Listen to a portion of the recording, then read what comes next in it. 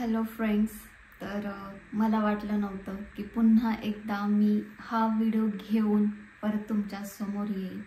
कारण की मला असं वाटत होतं की इथेच टॉपिक संपेल. कारण तुम्हाला तर माहीत आहे सुरुवात कुणी केली आहे. तुम्ही माझे मागचे व्हिडिओ बघा. कधीही मी पूजाताईंचं किंवा त्यांच्या अदर फॅमिलीचं नाव घेतलेलं नाही. कुणाचंच मी नाव घेतलेलं नव्हतं. मध्ये 2 ब्लॉगमध्ये माझं नाव घेतलं आहे, उल्लेख केलेला आहे. तर एका ब्लॉगमध्ये त्यांनी माझा उल्लेख केला. म्हणलं इट्स ओके, जाऊ दे, चला, त्यांची चेष्टा मस्करी चालू आहे. सो मी ते इग्नोर केलं. मग दुसऱ्या ब्लॉगमध्ये डायरेक्ट त्यांनी मला असं बोलले की रिया असली की तुमचा कुठलाही व्हिडिओ चालणार नाही, ती असल्यावर व्ह्यूज येणार नाही, असं बरंच काही ती बोलली आहे. मग ही गोष्ट ऐकून तुम्ही आयडियासुद्धा नाही लावू शकत की मी किती रडले मी.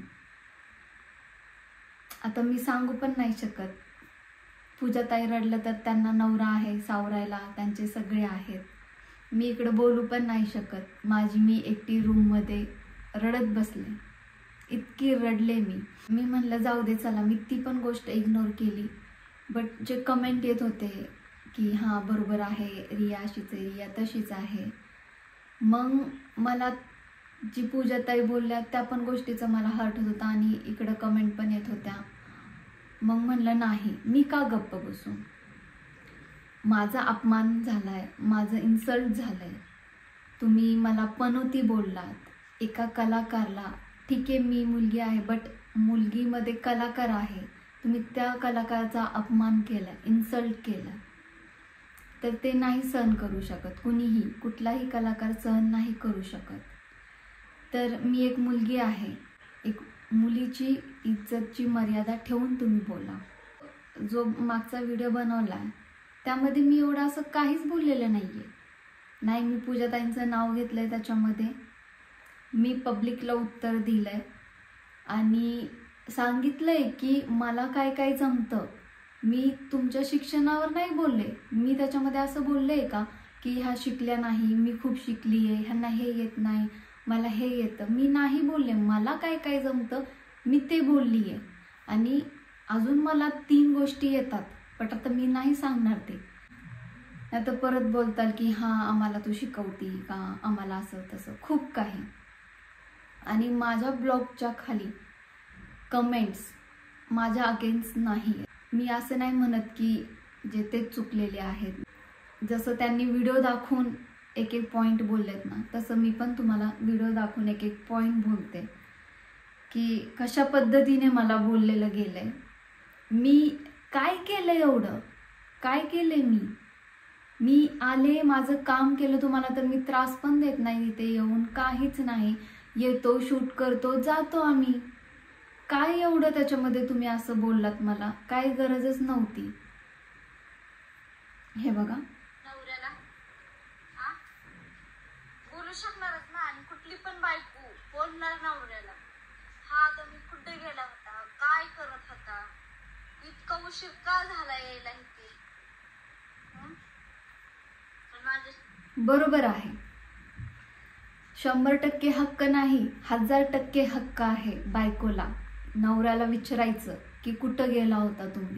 कारण की बायकोचा हक्कच असतो तो. नवरा बायकोचा म्हणजे तो हक्क असतो एकमेकांना विचारायचा की तुम्ही कुठे गेला होता, काय करत होता, अमुक तमुक काय असेल ते नवरा बायकोच्या गोष्टी. तर मी ह्या व्हिडिओमध्ये असा उल्लेख केलाच नाहीये की तुम्ही का विचारलं सरांना, तुम्ही तुमच्या नवऱ्याला का विचारलं म्हणून, तुमचा काय हक्क आहे बोलायचा. मी असं एकही शब्द नाही बोलले. एकही शब्द मी बोलले नाही की तुमचा हक्क नाहीये तुमच्या नवऱ्याला बोलायचा, विचारायचा. तर मी याचा उल्लेखच केलेला नाहीये. तर का माझ्यावर ते माझ्या डोक्यावर ब्लेम करताय, का माझ्यावर ते ब्लेम करताय तुम्ही. अजून पुढे सांगते मी काय बोललेत ते. शाळा तू शिकलेच लय, तुझ्या बापाने शिकवल्यास ना, आई बापांनी शाळा. माझ्या आई बापांनी शाळा शिकवली नाही मला. इथं विषय आला शिक्षणाचा. मी ह्यांना काय म्हणलं नाही की तुमचं शिक्षण नाही झालं, किंवा मी ह्यांना कसल्याही प्रकारचं टॉन्ट मारलेलं नाही आहे, म्हणजेच की टोमणं मारलेलं नाही आहे. आता मला सांगा, हे योग्य आहे का? विषय चालला होता कुणाचा? माझा आणि त्यांचा. ठीक आहे, ह्यामध्ये आई वडिलांना काढायची गरज होती का? जे काय बोलायचे ते मला बोला ना, माझ्या आई वडिलांना मध्ये का घ्यायचं? आणि राहिलं शिक्षणाची गोष्ट, तर आम्ही होतो मराठी स्कूलमध्ये, आणि मराठी स्कूलमध्ये पैसा नव्हता, आणि ती आम्हाला जिद्द होती क्वालिफिकेशन पूर्ण करायची. ती आम्ही केली. 10वी पर्यंत जे काही एक्सेट्रावरचं थोडाफार खर्च होता. तुम्हाला माझी आधीची स्टोरी काहीच माहिती नाही आहे. आमची परिस्थिती काय होती ना, ती काहीच माहिती नाही आहे तुम्हाला. सांगेल मी एका दिवशी तुम्हाला आमची परिस्थिती काय होती.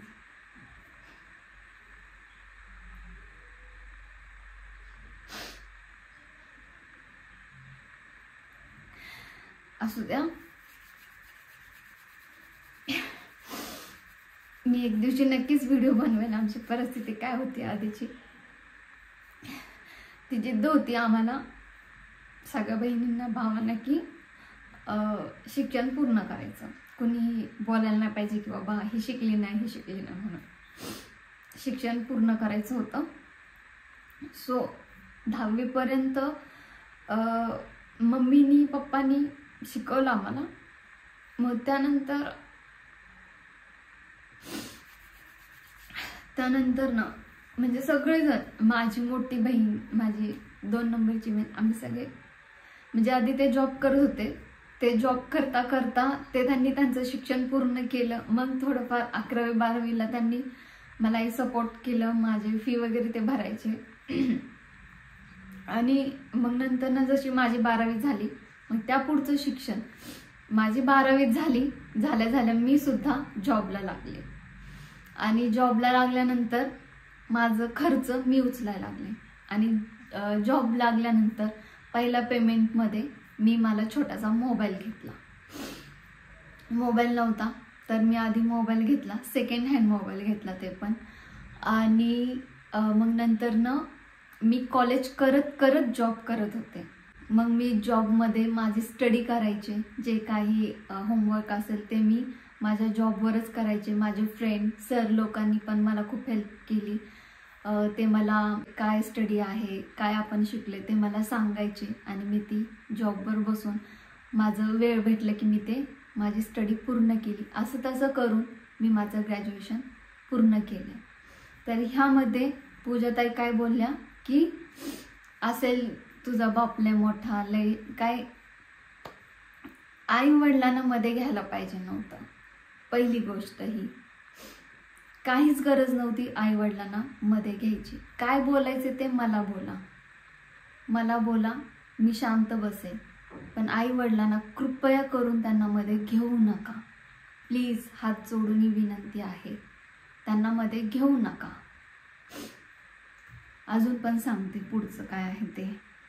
उत्तर आहे माझ्या नादी लागू, मी दिसती तशी नाही, शिकलेली ना. मला वेळ लागलं नाही तुमच्या नादी लागायला. मला तेवढेच कामं नाहीये तुमच्या नादी लागायचं पण नाहीये नादी. मला जर नादी लागायचं असतं तर मी प्रत्येक व्हिडिओमध्ये तुमचं नाव घेतलं असतं. प्रत्येक व्हिडिओमध्ये तुमचं मी जिक्र केला असता, म्हणजे उल्लेख केला असता प्रत्येक व्हिडिओमध्ये. बट मी कधीही तुमचं नाव घेतलं नाही. काही संबंध नसताना मी का घेऊ? तुम्ही काय बोलला की माझ्या नवऱ्याला बोलायचा माझा अधिकार आहे. येस, 100% तुमचा अधिकार आहे तुमच्या नवऱ्याला बोलायचं. 100% काय, 1000% अधिकार आहे तुम्हाला बोलायचा. बट तुमच्या नवऱ्यासमोर दुसऱ्या कलाकाराची इज्जत काढायचा हा हक्क नाहीये, हा अधिकार नाहीये. ठीक आहे, तुम्हाला माझ्याशी प्रॉब्लेम होता ना, तुम्हाला तुमच्या नवऱ्याला हेच बोलायचं होतं ना की तुम्ही ह्या पोरीला घेऊ नका, ह्या पोरीसोबत व्हिडिओ बनवू नका. मग हे तुम्ही पर्सनली पण बोलू शकत होता. ना की ऑन कॅमेरा समोर. तुम्ही बाहेर फिरायला पण गेला होता, त्याच दिवशी तुम्ही हा व्हिडिओ बनवलाय. मग तुम्ही कॅमेरा ऑफ करून एका साईडला जाऊन ही गोष्ट, किंवा बाबा घरी गेल्यानंतर तुम्ही ही पर्सनल गोष्ट तुमच्यामध्ये बोलायची होती, ना की पब्लिकमध्ये. ही गोष्ट बोलायचा अधिकार नाही आहे. एका मुलीला तुम्ही ऑन कॅमेरा असं इनडायरेक्टली नाव घेऊन बोलता, तर इथे किती लागत असेल, किती तुम्ही रडून रडून व्हिडिओ बनवला. सेम परिस्थिती माझी होती जेव्हा मी तो व्हिडिओ पाहिला होता. मी पण खूप रडले मी पण नाही बोलू शकत मी कोणाला. मला व्हिडिओ बनवायचा नव्हता, मला तिथेच विषय स्टॉप करायचा होता. बट अजून सांगते मी तुम्हाला काय काय बोलले पुढे. मला बोलण्याचा काय अधिकार? आणि मला बोलण्याचा काय अधिकार? ओके, म्हणजे तुम्हाला अधिकार आहे पब्लिकला आमच्याबद्दल आमची इज्जत काढायची. हा अधिकार आहे तुम्हाला. आणि आम्ही प्रत्युत्तर दिला तर मग तुम्ही बोलता की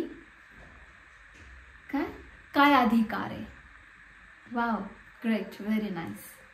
तुम्हाला तुमच्या नवऱ्याबद्दल जे काही बोलायचे, जे काही तुम्हाला तुमच्या नवऱ्याला बोलायचे, तुमच्या घरच्यांना बोलायचे, हा तुमचा पूर्णपणे अधिकार आहे. कारण की तुम्ही ती फॅमिली आहात, तुमचा अधिकार आहे बोलायचा. बट फॅमिलीच्या बाहेरचे लोक आहेत ना, त्यांना बोलायचं तुम्हाला काहीच अधिकार नाही आहे, काहीच नाही आहे. आणि ते पण तुम्ही एका कलाकारला बोललायत. तुम्ही बोला तुमच्या घरच्यांना, कुणाला काय बोलायचं आहे ते तुमचा अधिकार आहे. तुमच्या नवऱ्याला बोलायचा अधिकार आहे, तुमच्या आईला, तुमच्या बहिणीला, एक्सेट्रा एक्सेट्रा. बट मला आणि माझ्या घरच्यांना बोट उचलण्याचा तुमचा काहीही अधिकार नाही. आणि व्हिडिओच्या खाली इतके कमेंट आहेत ना द्या, आणि मला लोक काही पण बोलले, शिवे पण दिलेत मला. तर आज मला लोक इतकं बोललेत त्या व्हिडिओमध्ये, कमेंटमध्ये. तर लोकांना माहीत आहे की आधी माझं नाव तुम्ही घेतलंय, तुम्ही मला पनोती बोललात व्हिडिओमध्ये. मग लोक बोलणारच ना. लोकांना जे दिसतं ते लोक बोलतात. हां, तुम्ही आधी इनडायरेक्टली माझं नाव घेऊन बोललात की हिला घेतला तर हिला घेतल्यामुळेच व्हिडिओ चालला नाही, मला घ्यायला पाहिजे. इनडायरेक्टली तुम्ही नाव घेतलंय, मला पनोती बोललात, माझं इन्सल्ट केलायत. मग लोक जे आहे ते बोलणार. त्याचा काही सध्या फरक नाही. तुला मेन गोष्ट अधिकार कोणी दिला मला बोलण्याचा इतका? अच्छा, म्हणजे ह्यांनी मला काहीही बोलू देत, ह्यांनी मला पनोती बोलू देत, ह्यांनी मला इन्सल्ट करू देत, कलाकारला आलेल्यांचं इज्जत तुम्ही बाहेर काढा, हे सगळं तुम्हाला अधिकार आहे. हां, आणि आम्हाला मनाला लागलं तर आम्ही त्याचं उत्तर नाही देऊ शकत का?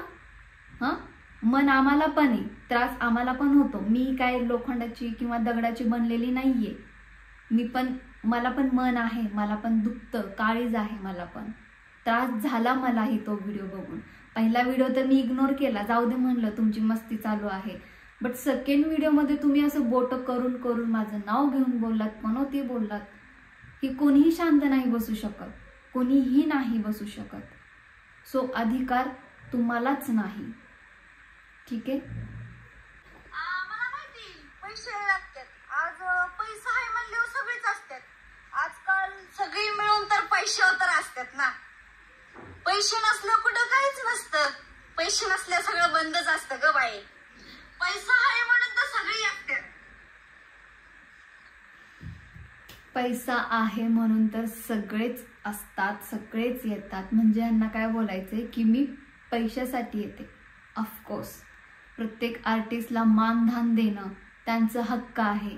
त्यांना मानधन भेटणं हे त्यांचं हक्क आहे. आणि कुणीही फुकटचं काम करत नाही, कुणीही करत नाही. आपले घरचे सुद्धा फुकटचं काम कुणीही करत नाही. तर इथं काढलाय पैसा. मी तर व्हिडिओमध्ये म्हणजे कमी खर्चात काम करायचं हे मी सांगितलं होतं. कमी खर्चामध्ये कमी खर्चामध्ये, जसं की मेकअप मी स्वतः करते, इतरांचाही करते, ड्रेपरीचं सगळं मॅनेज मी करते, हेअरस्टाईल सगळं काही कमी बजेटमध्ये. हां, इथं पैशाचा उल्लेख आलाच नाही. जर मला पैसाच पाहिजे असता तर मग मी काय बोलले असते की मला आता हे शूट करायचे तर मला नवीन हे आणा, मला नवीन ते आणा, मेकअप करणारं हायर करा, मेकअप आर्टिस्ट आणा, हे ते. मग मी किती पैसा उडवला असता. आणि अजून एक गोष्ट, गेल्या 6 वर्षापासून, ठीक आहे, गेल्या म्हणजे सरांच्या व्हिडिओमध्ये, पांडुरंग सरांच्या व्हिडिओमध्ये पहिली मुलगी काम करणारी मी. तर पांडुरंग सरांच्या व्हिडिओमध्ये पहिली मुलगी मी हे सांगण्यामागचं कारण असं की जेव्हा मला त्यांनी बोलवलं होतं पहिल्या शूटिंगला, ठीक आहे, आता मला त्यांच्या परिस्थितीबद्दल बोलायचं नाही आहे इकडे, सगळ्यांची परिस्थिती पहिली वीकच होती. सगळेजण जे जे व्हिडिओ बघतात सगळ्यांची, आपण सगळे वीक परिस्थितीमधूनच आलेलो आहोत. तर ऑब्विसली सरांची पण आधी परिस्थिती खूप वीक होती. आत्ता जे ते स्टेटसवर आहेत सर, तेवढी नव्हती, खूप खाली होती आधी परिस्थिती सरांची खूप.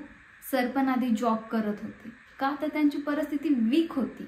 आता ते सर जॉब नाही करत, त्यांना यूट्यूबवरूनच भरपूर इन्कम येतो. सो मला सांगा, सगळ्यात आधी मुलगी काम करणारी मी म्हणल्यावर मग त्यावेळेस सरांची परिस्थिती कशी असेल. तुम्ही आधीचे व्हिडिओ बघा. त्यांचं छोटंसं घर होतं, सारवलेलं घर होतं शेणाने. सो मी पहिल्यांदा त्यांच्या घरी गेले, शो केले मी त्यांच्यासोबत. तर मग तेव्हा पण मी माझं काम भलं आणि मी भलं. काम झालं, आपलं मानधन घ्या, निघा, असं मी करत होते आणि आत्ताही मी तसंच करते. असं नव्हतं की त्यावेळेस सरांकडे खूप पैसा होता. हां, आत्ता सरांकडे भरपूर पैसा आहे, तर मग मी किती मग अजून सरांकडे कामाला यायला पाहिजे? नाही, मी तेव्हा पण कामाला येत होते जेव्हा सरांकडे इन्कम कमी होतं, आणि आत्ताही मी सरांकडे कामाला आहे जेव्हा पैसा जास्त आहे. तेवढाच आहे, मी तीच आहे. त्यांना कमी इन्कम येत होतं तेव्हा पण मी होते सोबत, आणि आता जास्त इन्कम येते सरांना तेव्हा पण आत्ताही मी आहे सोबत. असं नाही की पैसा जास्त आहे म्हणून मी आत्ता सरांकडे आले, नाही.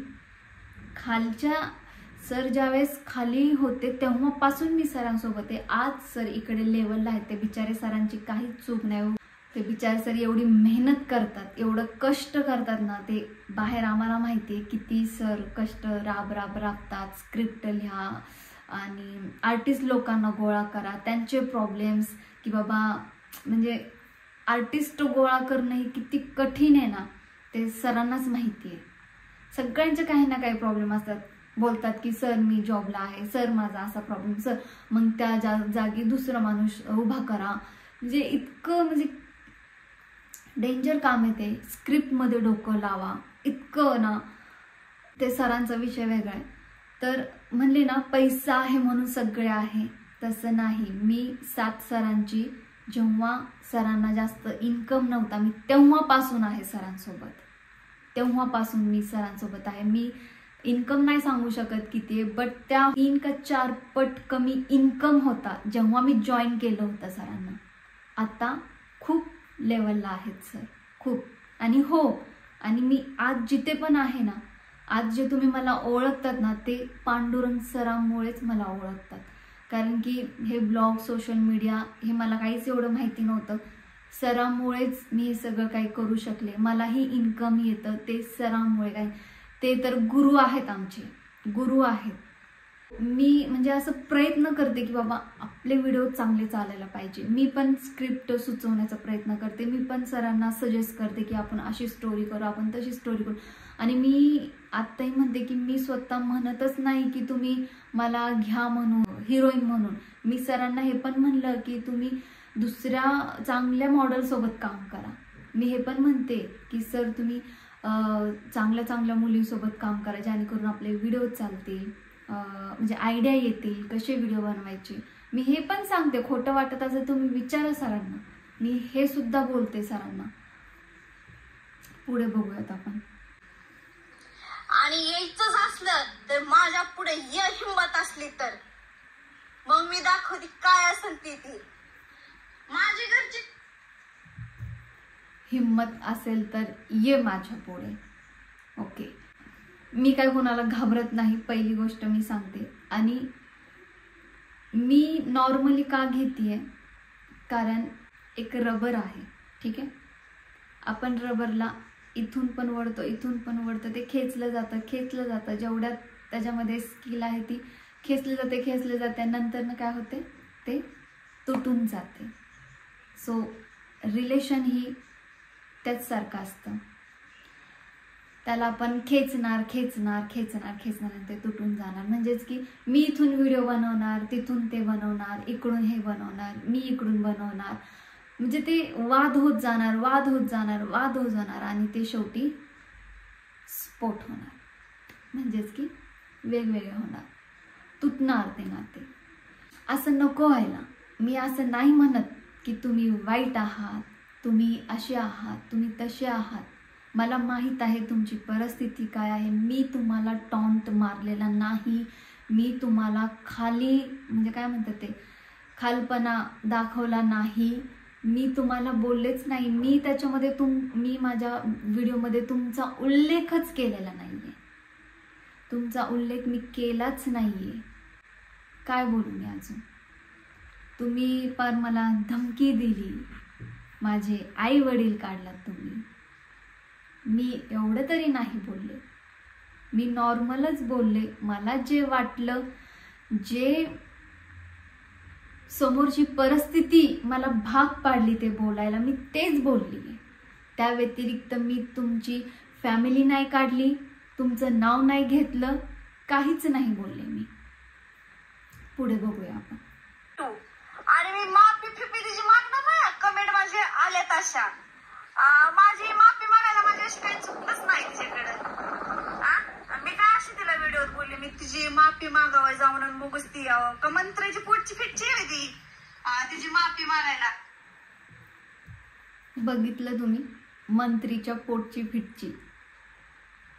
मी स्वतःहून तर बोलले नाही की तुम्ही या माझी माफी मागा. माझं तर मनात सुद्धा नव्हतं की ह्यांनी यावं आणि माझी माफी मागावी म्हणून. आणि मी अपेक्षा पण नाही करत. मला माफी नाहीच पाहिजे. आणि मी म्हणत पण नाही तुम्ही या माझी माफी मागा, तुम्ही मला असं बोललात, तुम्ही मला पनोती बोललात, तुम्ही मला इन्सल्ट केलात वगैरे वगैरे.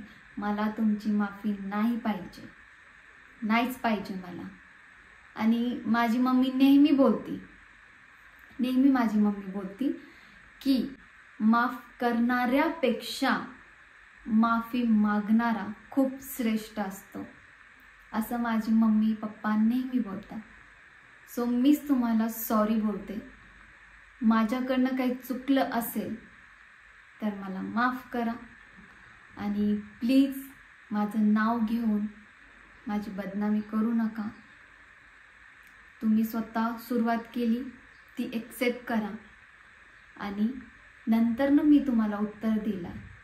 एक असं आहे बघा, माझे मम्मी पप्पा बोलतात हिंदीमध्ये, आम्ही हिंदी बोलतो घरी, अगर मजाक सहने की हिम्मत नहीं है तो मजाक करना भी नहीं चाहिए, असं बोलतात माझे मम्मी पप्पा. सो मी सुरुवात नाही केली तरी पण मी सॉरी बोलते. आणि चुकलं असेल तर मला माफ करा. ही पण हिम्मत आहे माझ्यामध्ये. तिथे येऊन तुम्ही म्हणलात ना हिम्मत असेल तर येऊन दाखव इकडे म्हणून. आहे माझ्यात हिम्मत. त्यात काय होणार, वाद होणार, भांडण होणार, अमुक तमुक ह्या गोष्टी होणार. तसं आपल्याला नाही करायचंय. ते करून काय भेटणार आहे, काहीच नाही भेटणार. त्याच्यामुळे इथूनच तुम्ही सुद्धा तुमच्या मनाला लावून घेऊ नका.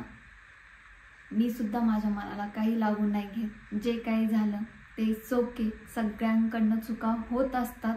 आपण सुद्धा माणूस आहे, देव नाही आपण. माणसाकडनं चुका होतात. सो आपली चूक एक्सेप्ट करण्याची हिंमत बाळगा फक्त.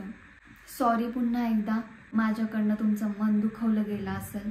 माझी तर ही इच्छा नव्हतीच, माझं ते इंटेन्शन नव्हतंच की तुमचं मन दुखवावं वगैरे वगैरे. मी तर कधी माझ्या ब्लॉगमध्ये तुमचं नाव घेत नाही, कधीच नाही घेत मी. विषय इथे स्टॉप करा, वाढवण्यात काही अर्थ नाही आहे. नवीन वर्ष येत आहे तर नवीन वर्षाची चांगली सुरुवात करा. माझ्याकडनं तुम्हाला, पूजाताईंना, सरांना, त्यांच्या सगळ्या फॅमिलीला happy new year. Happy new इयरच्या आधी येत आहे क्रिसमस. Happy Christmas. पब्लिकलाही माझ्याकडून व माझ्या परिवाराकडून येणारा नवीन वर्ष तुम्हाला सुखाचा व समृद्धीचा जाओ, हीच ईश्वर चरणी प्रार्थना. So happy new year all in advance आणि हॅपी मेरी ख्रिसमस. खुश राहा, टेन्शन घेऊ नका. टेन्शन घेऊन स्वतःचंच रक्त आपण जाळतो हे नका समजू. मी माफी मागून माफी मागितली याचा अर्थ असं आहे की ही घाबरली आहे, अरे बापरे पूजाताईंचा रूप बघून आता रिया घाबरली, असं अजिबात नाही आहे. मी घाबरणाऱ्यामधली मुलगी नाही. जिथे मला उभा राहायचं आहे मी तिथे उभा राहील. तुम्ही सिंपल आहात त्याच्यामुळे मी माघार घेते. तुम्ही साधे सिंपल आहात मला माहीत आहे त्यामुळे मी माघार घेते. अदरवाईज जर टक्कर देणारी जर असती मी सोडलं नसतं. आणि प्लस तुम्ही आमचे जे गुरु आहेत पांडुरंग सर त्यांचे वाईफ आहात त्याच्यामुळे मी माघार घेते. दुसरं अदरवाईज मी घेतलं नसतं. सो तुम्ही पण मोठ्या मनाने माफ करा आणि नवीन वर्ष एन्जॉय करा. सो चला, bye bye. Happy new year again.